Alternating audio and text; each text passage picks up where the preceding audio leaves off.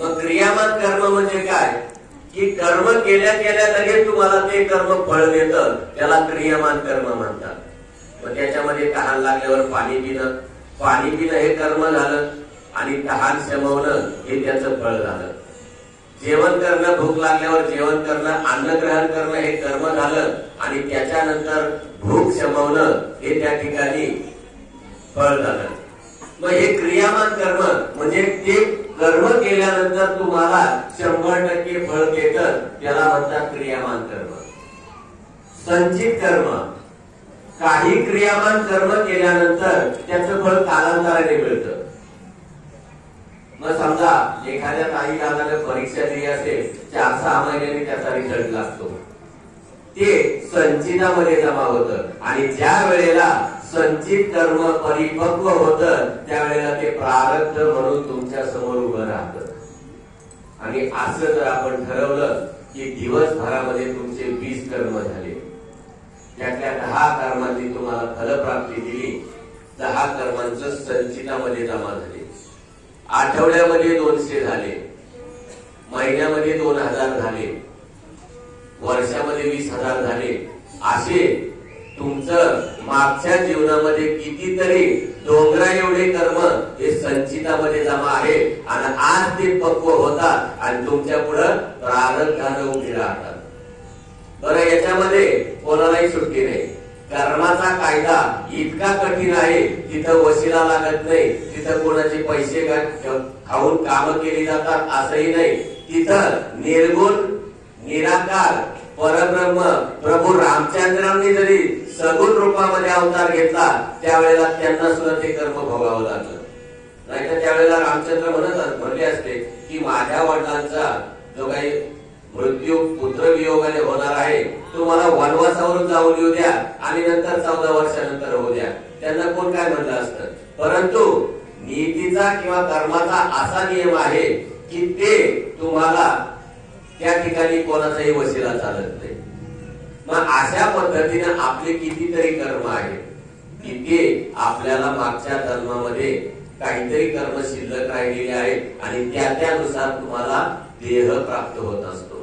तुम्ही आज जे काही करताय याचं तुम्हाला फळ भविष्यामध्ये येणाऱ्या आगामी जन्मामध्ये मिळणार आहे, याच्यात 100% काही दुमत नाही। परंतु आज आपण जे काही भोगतो आहे, आपण जे काही सोसतो आहे, याला फक्त आपली कर्म त्या ठिकाणी जबाबदार आहे। मग याचं उदाहरण जर अजून घ्यायचं म्हटलं तर ज्या वेळेला रामाच्या वडिलांचं नाव काय? दशरथ। रामाच्या भावांचं नाव काय?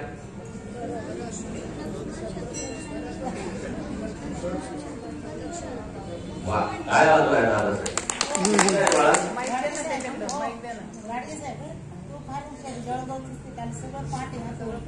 नाव आवेश संपूर्ण आवेश नंदकिशोर ठाकूर। धन्यवाद। एक दिवस असा येईल इथं तू उभा राहशील, 100% खात्री। वा। तर ज्या वेळेला दशरथानं बाण मारला आणि श्रावण बाळाच्या आई वडिलांचा मृत्यू झाला त्यावेळेला फक्त दशरथ राजाचं लग्न झालं होतं, मुलं झाली नव्हती।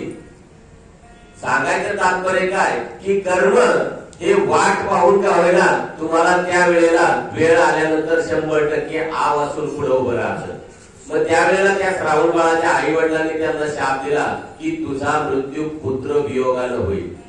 कालांतराने त्यांना 4 मुलं झाली।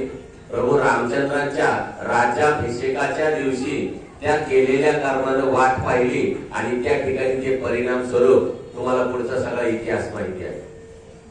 दुसरं उदाहरण जर द्यायचं झालं तर सगळं महाभारत संपल्यानंतर धृतराष्ट्रानं कृष्णाला विचारलं, तेव्हा असा काय गुन्हा केला मी की 100 मुलांचा मृत्यू मला माझ्या डोळ्याने पाहावा लागला। भगवंताने त्याला काही वेळापुरती दिव्य दृष्टी प्रदान केली। त्या दिव्य दृष्टीमध्ये त्याला 50वा जन्म आठवला। त्या 50व्या जन्मामध्ये तो पारधी होता आणि शिकारीसाठी त्याने एका झाडाला आग लावली आणि आगीमध्ये काही पक्षी पळून गेले, काही त्या आगीच्या दाहकतेमुळे आंधळे झाले आणि तिथे जी काही पिलं होती साधारण 100च्या आसपास ती जळून खाक झाली। मग 50 जन्म त्या केलेल्या कर्माने वाट पाहिली. ज्या जन्मामध्ये धृतराष्ट्राला 100 पुत्र झाली त्यावेळेला ते कर्म त्याला आवासून पुढे उभं राहिलं. तुमच्या माझ्या कामाला का प्रगती मिळत नाही याच्या पाठीमागचं कारण हेच आहे की आपले कर्म पाठीमागचे काहीतरी आहे. या जन्मामध्ये जर तुम्ही काही संगीताची जर साधना केली तर पुढच्या जन्मामध्ये तुम्ही 3ऱ्या वर्षी 100% गाणं शिकताल हे मी खात्रीने सांगतो. कारण की आज केलेली साधना कालांतराने पुढच्या जन्मामध्ये त्याबरोबर त्या देहाबरोबर ती येत असते हे शास्त्र सांगतं. आजही पहा तुम्ही इंडियन आयडल वगैरे हे जर कार्यक्रम पाहिले तर 3 वर्षाच्या मुलाला मम्मी पप्पा म्हणता येत नाही. आमच्याकडे काही लोकांना अजून काल भैरवाष्टक येत नाही आणि ती 3 वर्षाची 4 वर्षाची मुलं असं श्रुश्राव्य गाणं म्हणतात की फक्त ऐकत राहावं. का की मागच्या जन्मामध्ये त्या आत्म्यानं केलेली साधना पुढच्या जन्मामध्ये त्या देहाबरोबर आली. मग तुमच्याकडं असंही मनात मध्ये येईल की मग असं सगळं कर्म असताना इथं यायचं कशासाठी? मग इथं याच्यासाठी यायचं की कर्मावरती रामबाण इलाज म्हणजे आध्यात्मिक सेवा. क्षणम आत्मानुसंधानम पापम दहती कोटिशा अन्यथा पाप विध्वंसम न भवेत कोटी पुण्यथा. या उक्तीप्रमाणे ह्या श्लोकाप्रमाणे आपण याच्यासाठी इथे यायचं. आज परिस्थिती अशी झालेली आहे तुमचा माझा पाहुणा बँकेमध्ये आहे आणि बँकेला आपण आपल्या मुलाला किंवा घरच्यांना पाठवलं चेक देऊन मॅनेजर तुमचा पाहुणा आहे. तुम्ही चेक दिलाय परंतु तुमच्या खात्यावर शिल्लकच नाही. त्यामुळे तुमचा पाहुणा असून सुद्धा मॅनेजर बँकेतून तुम्हाला पैसा देऊ शकत नाही. याचा अर्थ असा परंतु तोच मॅनेजर त्याच्या दुश्मनानं जर चेक घेऊन आला त्याच्या शत्रूने जर चेक घेऊन आला आणि त्याच्या खात्यावर जर शिल्लक असेल तर तो ते द्यायला नाकार करत नाही. याचाच अर्थ असा की आपला पुण्याचा साठा फार कमी आहे म्हणून बँक मॅनेजर आपला चेक वठवत नाही आणि इथे येऊन आपण पुण्याचा साठा वाढवायचा याच्यासाठी इथे यायचं. पूर्वी घरामध्ये बळद असायची. बळद माहिती आहे तुम्हाला? शेतकरी कुटुंबातले जर असतील तर लक्षात घ्या एक खोल खड्डा असायचा घरामध्ये. त्याच्यावरती धान्य टाकलं जायचं आणि बाजूला छोटस दार असायचं त्यातून लागेल त्यावेळेला तुम्ही धान्य घेऊ शकता. मग एका शेतकऱ्याने चांगल्या प्रतीचा गहू त्या बळदामध्ये टाकला म्हणजे पुण्य टाकलं आणि दुसऱ्या शेतकऱ्याने निकृष्ट दर्जाचा गहू म्हणजे पाप कर्म टाकलं. कालांतराने ज्यानं चांगल्या दर्जाचा गहू टाकला होता पुण्य टाकलं होतं त्यानं निकृष्ट दर्जाचा गहू टाकायला सुरुवात केली म्हणजे पाप कर्म टाकायला. आणि ज्यानं पहिल्यांदा निकृष्ट दर्जाचा गहू टाकला होता त्यानं बाजरी टाकायला सुरुवात केली. ज्या ज्या वेळेला त्यांना गरज लागत होती त्या त्या वेळेला खाली दरवाजा उघडल्यानंतर काय येणार?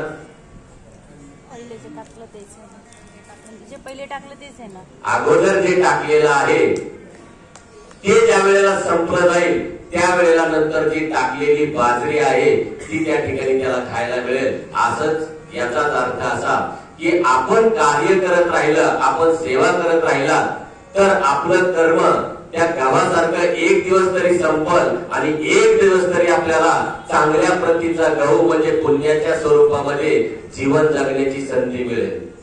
इथे येण्याचा इथे आरडून ओरडून बोलण्याचा फक्त एवढंच उद्देश आहे. इथं आता तरुण पिढी भरपूर आहे.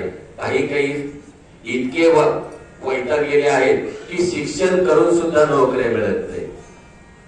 मग याच्यासाठी कर्म काय केले पाहिजे? चालता बोलता आपण चांगली कर्म करा सत्कर्म करा जेणेकरून आपल्या पुण्याचा साठा वाढेल आणि आपल्या पापकर्माचा त्या ठिकाणी नाश होईल. ज्यांना नोकरी मिळत नाही त्यांनी गुरुचरित्राचा 2रा अध्याय रोज वाचन करायचं. 16 वेळेला श्री सूक्त वाचन करायचं. एक वेळेला लक्ष्मी गायत्री एक वेळेला विष्णू गायत्री मंत्र जप करायचा. इकडे कोणाकोणाला लक्ष्मी पाहिजे? ज्यांना लक्ष्मी पाहिजे त्यांनी 5 मिनिटं रोज संध्याकाळी पतीचे गुडघ्यापासून खाली पाय दाबायला सुरुवात करा. हसू नका. लक्ष्मी नारायणाचा फोटो पाहिला का? उगाच तिला लक्ष्मी भरत नाही. पुरुषाच्या गुडघ्याच्या खाली शुक्र ग्रहाचा अवलंब असतो आणि हा त्या ठिकाणी तुम्ही जर 5 मिनिटं तरी हात लावा पहा तुम्हाला उद्यापासून तुमच्याकडे पैसे येतात का नाही हे तुम्हाला उलट म्हणतील सावकार होता का. आपण फक्त देवी दैवतांचे फोटो पाहिले, त्याच्या पाठीमागचा मतितार्थ समजून घेतला नाही. कोणाला पैसा पाहिजे हात वर करा. पैसा कोणाला पाहिजे? कोणालाच नाही पाहिजे. पैसा पाहिजे. आणि लक्ष्मी कोणाला पाहिजे? लक्ष्मी आणि पैसा याचा संबंध समजून घ्या. जेव्हा मार्गाने घरात येतं त्याला पैसा म्हटलं जातं आणि जे सन्मार्गाने घरात येतं त्याला लक्ष्मी म्हटलं जातं. म्हणून आपल्याकडं पैसा मिळवण्यासाठी सेवा हा शब्द वापरत नाही, लक्ष्मी प्राप्तीची सेवा असा शब्द उल्लेख केला जातो. आणि आपण काय म्हणतो, आमच्याकडे पैसेच कमी पडतात. पैसा कमीच पडणार कारण की तो आला वेगळ्या पद्धतीने आहे. म्हणून सांगण्याचा मतितार्थ असा की बऱ्याच वेळेला इथं तरुण पिढी इथे खोल बसलेले आहेत. प्रत्येकाला वाटतं की खरंच इथं आल्यानंतर काय मिळत असेल. आता कालचा मी तुम्ही गुरुचरित्र वाचणारे भरपूर आहेत. किती जण असतं वाचताय तुम्ही? स्वतः बरेच वाचताय ना. मी कालच्या सुरुवातीला विचारलं होतं की ज्या वेळेला दत्त महाराजांनी जन्म घेतला आणि त्याच्यानंतर ते आपापल्या स्थानी गेले, ती 3 बालकं राहिली, त्यांची नावं काय?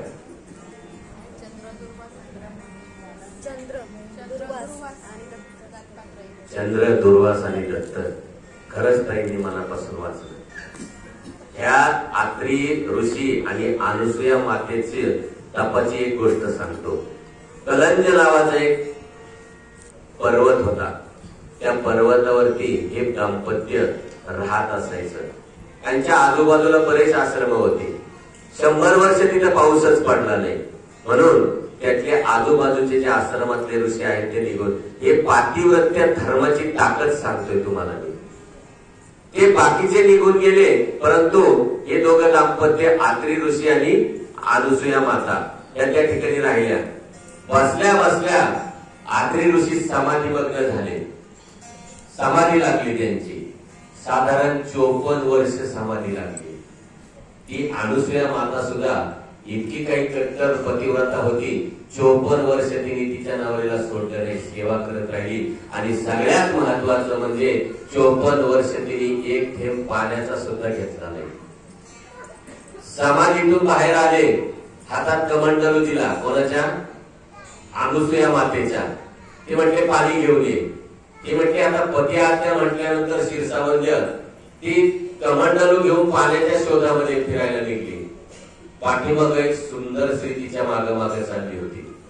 अनुसूया मातेने विचारलं तू कोण? ती म्हटली मी गंगा. 54 वर्ष मी तुझी या ठिकाणी पतिव्रता धर्म पाहिला आणि मी संतुष्ट झाले म्हणून मी तुझ्या माग माग आले. ती म्हटली तुला काय पाहिजे? ती म्हटली मला काही नको, माझ्या पतीला तहान लागलेली आहे आणि त्याला जल पाहिजे. म्हणून ती म्हटली तू इथं थांब. तर तिने सांगितलं समोर खड्डा कर.